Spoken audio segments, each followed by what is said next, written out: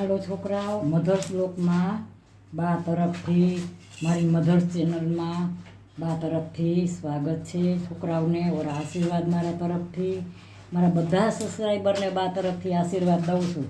જેને મને સબસ્ક્રાઈબ કર્યું છે અને બધાને મારા તરફથી આશીર્વાદ. આજે છોકરા હું આ ભાત છે, આ બાસમતી ભાત છે, હું દરરોજ આ જ બનાવું છું. આ ભાત છે, આ ગરમ પાણી છે, આ ગરમ પાણી કર્યું છે, એમાં ભાત 3-4 વાર ધોઈશને પલાળીને પછી બનાવીશ આ. અને આ છે ને ચણાની દાળ છે, ચણાની દાળ મેં પલાળી અને બાફી છે. આ બાફેલી ચણાની દાળ છે. અને હું પંજાબી દાળ બનાવવાની છું. એટલે પંજાબી દાળમાં શું છે, ટમેટાં, ડુંગળી, મરચાં, કોથમરી, આ બધું લસણ ને આદુની પેસ્ટ, આ બધું એમાં નાખીશ. હવે કાચું તમે પંજાબી દાળ કરવી હોય તો કાચું ગ્રાઇન્ડરમાં પીસીને કરી શકો, અને તેલમાં ફ્રાય કરીને ગ્રાઇન્ડરમાં પીસીને પણ તમે પંજાબી દાળ કરી શકો. બે રીતે પંજાબી દાળ ખાય છે. એટલે હું પંજાબી દાળ બનાવે છે. ચણાની એકની જ દાળ છે, નકરી. અને આ ભાત આ પલાળી દે છે, પછી 10 મિનિટ પછી મૂકીશ ભાત. હાલો હવે આ છે ને આ ગ્રાઇન્ડરમાં હું ગ્રાઇન્ડરમાં પીસી દઉં છું. હમણાં ડુંગળી છે,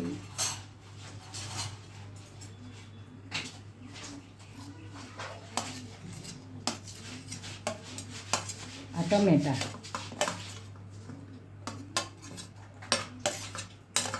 આ ટમેટા છે, આ ડુંગળી છે, આ આદુ છે, આ લસણ છે,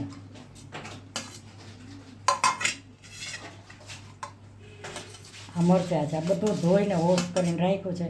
આ બધું હું ગ્રાઇન્ડરમાં પીસી લઈશ. બધું પંજાબી બનાવવાનું છે શાક. ફ્રાય કરીને કરી શકો, તમારે ફ્રાય કરવું ને એમ થઈ શકે ને આમે થઈ શકે. તો હું ગ્રાઇન્ડરમાં પીસું.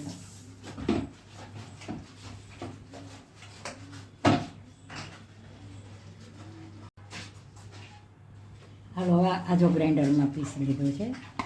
વારે વારે હું છે ને ફ્રાય કરીને કરું છું ગ્રેવી. આજે મેં ગ્રેવી છે ને, આજે ગ્રેવી એનો કાચી ગ્રેવી કરીશ. હવે આને હું વઘારીશ.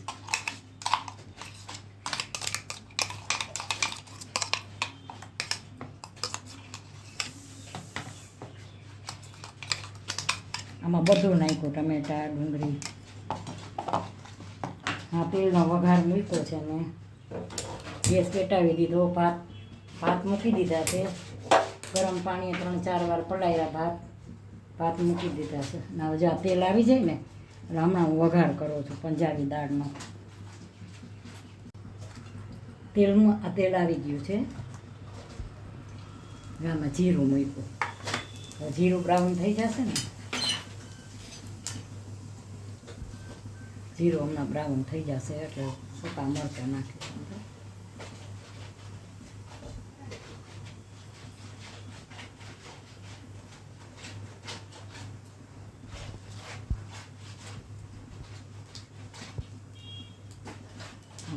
સૂકા મરચાં છે.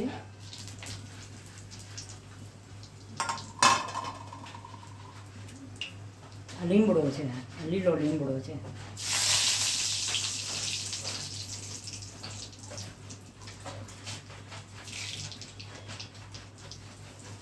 આ હિંગ નાખી છે. પંજાબી ગ્રેવી જે મેં બનાવી ને,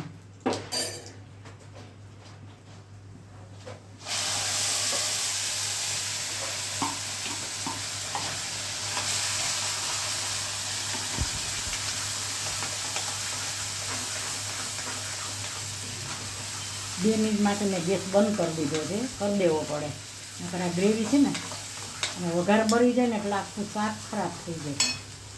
હવે પાછું ચાલુ કરી 2 મિનિટ માટે હું બંધ જ કરું, મને ટેવ છે. હવે આમાં હું છે ને મસાલા કરીશ.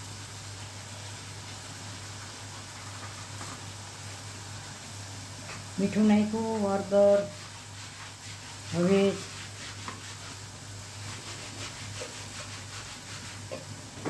ગરમ મસાલો,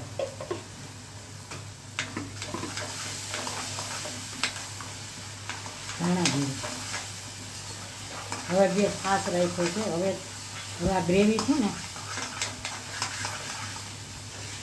સેજ ગ્રેવીને ફ્રાય કરીશ. કારણ કે મેં ગ્રેવીને છે ને ફ્રાય કરીને નથી બનાવી, મેં કાચી બનાવી છે.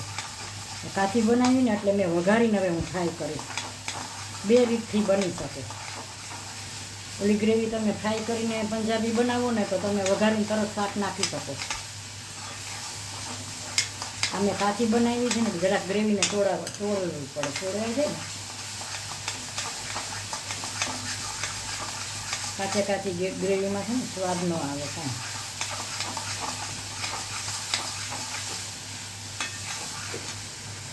હવે આવલું મેં આમાં ગ્રેવી બનાવ્યું હતું ને ગ્રેવીનું પાણી છે.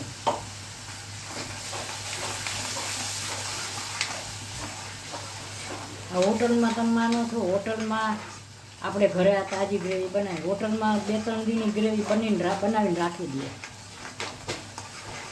2-3 દીની ગ્રેવી હારે બનાવીને ફ્રીજમાં રાખી દઈએ એ લોકો. તમે ઓર્ડર દો ને એટલે તમને તાત્કાલિક બનાવી દે. હવે જા દાળ, આજે આ પંજાબી દાળ બનાવી જાય ક્લાસ. આ દાળ પરોઠા હારે ખવાય, ભાત હારે, બધા હારે ખવાય. આ પંજાબી દાળ છે, ભાવે જ તમને. હવે આને છે ને જો વઘારાઈ ગઈ, હાઈ ક્લાસ બની ગઈ છે. હવે આને હું ચોળવવા દઈશ જો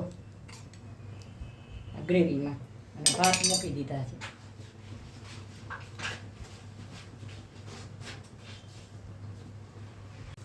હાલો આ જો આ થઈ ગઈ છે દાળ, નહીં જેવું સેજ લીંબુ નીચોયું દો. બહુ સરસ દાળ બની છે પંજાબી આજે. હવે હું આમાં છે ને આ ગ્રેવીવાળો જ વાટકો છે, આ ગ્રેવીવાળો જ વાટકો છે. જો આ પંજાબી દાળ. હવે આ ભાત આરે ખાવાની મજા આવે. આમાં ડુંગળી, લસણ, ટમેટાં, આદુ, મરચાં, કોથમરી બધી વસ્તુ આમાં પડી છે. જો હાઈ ક્લાસ બની છે દાળ. આવી બનાવે પંજાબી. પંજાબી દાળ આ તમે પરોઠા હારે જમી શકો, રોટલી હારે, દાળ હારે. લચકા જેવી છે ને પંજાબી નવી. આ સરસ બની ગઈ દાળ. ભાત છે ને જો ગરમ પાણીમાં 3 પાણીએ ધોઈ, અને જો આ જૂના ભાત હોય તમારે વ્હાઈટ કરવા હોય તો આમાં લીંબુ નીચોવી નાખવાનું. લીંબુ નીચો એટલે વ્હાઈટ ભાત થઈ જાય હાઈ ક્લાસ. આ બને.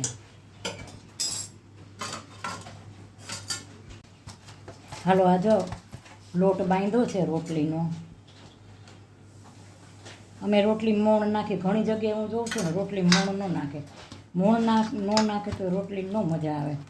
જો આમાં રોટલીમાં મેં મોણ નાખ્યું છે, અને ઉપરથી ને તમે સેટ કરો ને આવી રીતે તેલ રાખીને આમ રાખો ને. હવે આને છે ને હું ઢાંકીને મૂકી દઈશ 10 મિનિટ.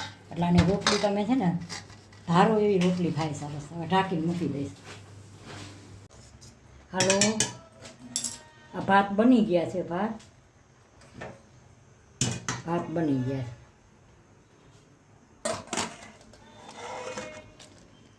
આમાં હું છે ને થોડું પાણી નાખીશ.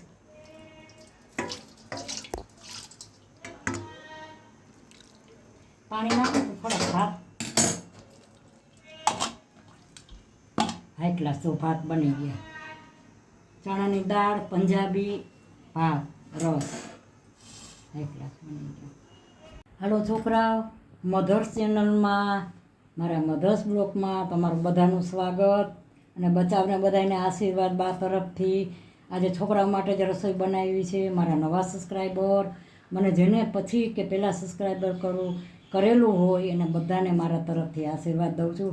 વડીલના હંમેશા આશીર્વાદ હોય. મારી નાની ઉંમર હોય તો મારે ગમે એમ તમને હાલો કે બાય બધું કહું, પણ તમે તો મારાથી નાના છો એટલે મારે આશીર્વાદ જ દેવાના હોય. મારે એ જ બોલવાનું હોય. તો છોકરાઓ આજે મેં રસોઈમાં જો આ ભાત બનાવ્યા, બાસમતી ભાત કર્યા છે. આ રસ, હાલો રસ પીવા. અને આ પંજાબી દાળ બનાવી છે હાઈ ક્લાસ. આ પંજાબી દાળ કરી છે. અને આ ઘરે અથાણું મેં ખાટું અથાણું છે. આ ગાજરનું, આ ગોળ વગરનું ખાટું અથાણું ઘરે બનાવ્યું છે. અને આ ફરસાણમાં સેવ અને આ રોટલી. તો છોકરાઓ મારી થાળી કેવી લાગી ગુજરાતી? તો જમવા આવો બધા. મારી થાળી સારી લાગી હોય તો લાઈક કરજો, શેર કરજો, કમેન્ટ કરજો, અને મારો વિડીયો શેર કરજો અને સપોર્ટ કરજો. અને સપોર્ટ કરો છો અને મારી રીલ જોજો અને મને આગળ વધારજો. મારી મહેનત સામું જોજો. મને શોખે છે અને મહેનત એ કરું છું.